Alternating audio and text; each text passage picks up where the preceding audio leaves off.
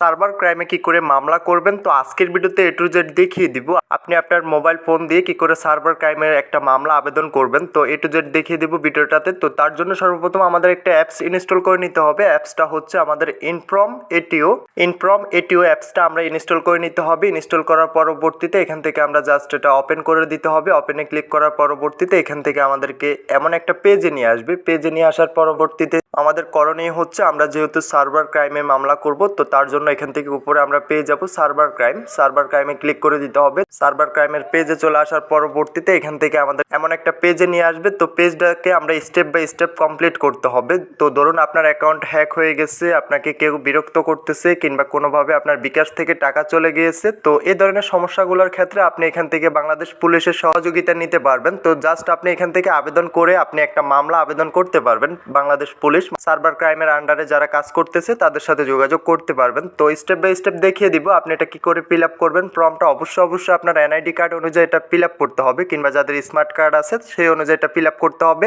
তো আমি এটা দেখিয়ে দিচ্ছি। তো জাস্ট সবার উপরে যেটা আছে এখানে আমাদের যে অভিযোগটা আছে, অভিযোগটা এখান থেকে লিখতে হবে। আপনার যে ধরনের সমস্যা হোক, আমার যেহেতু একটা ফেসবুক অ্যাকাউন্ট হ্যাক হয়ে গেছে, তো তার জন্য এখান থেকে আমি এটা যাবতীয় ডকুমেন্টস দিয়ে এখান থেকে এটা লিখে নিতেছি। আপনার যদি বিকাশে টাকা চলে যায়, কিংবা যে কোনো সমস্যার পার্সোনাল কোনো বিষয় কেউ হ্যাক করে নিয়েছে, হ্যাক করে আপনাকে ব্ল্যাকমেল করতেছে, তো সেক্ষেত্রে আপনি এখান থেকে বাংলাদেশ পুলিশের সহযোগিতা নিতে পারেন। এখান থেকে সার্ভার ক্রাইমে একটা তার বিরুদ্ধে মামলা করতে পারবেন। তো সবার উপরে যে বক্সটা আছে, বক্সে আপনার কাজ হচ্ছে আপনার অভিযোগটা দায়ের করা।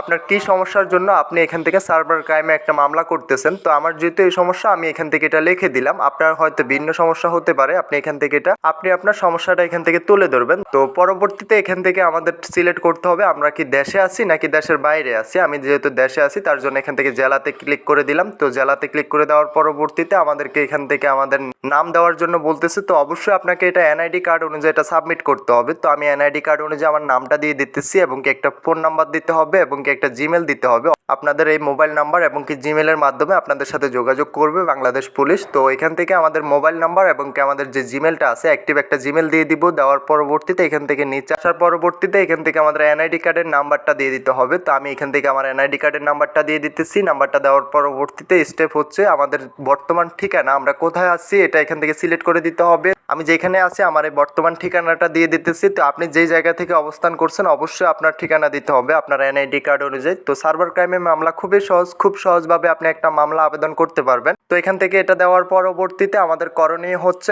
আপনার এনআইডি কার্ড অনুযায়ী ফর্মটা ফিল আপ করতে হবে। ফর্মটা ফিল আপ করে আমরা এখান থেকে এটা সার্ভার ক্রাইমে একটা মামলা করতে পারবো, সার্ভার ক্রাইমে একটা আবেদন করতে পারবো যে আমাদের এই সমস্যার কারণে আমরা এই সমস্যায় ভুগতেছি। তো তারা অবশ্যই আমাদের এটা যাচাই বাছাই করে দেখবে এবং কি আমাদের সাথে যোগাযোগ করবে। তো আপনার পেজটা সম্পূর্ণ কমপ্লিট করার পরবর্তীতে এখান থেকে জাস্ট আমাদের করণীয় হচ্ছে এখান থেকে সাবমিটে ক্লিক করে দেওয়া। সাবমিটে ক্লিক করে দেওয়ার পরবর্তীতে তারা আপনাদের সাথে যোগাযোগ করবে যে আপনার এই সমস্যাটা কখন থেকে হচ্ছে কিংবা কিভাবে হচ্ছে।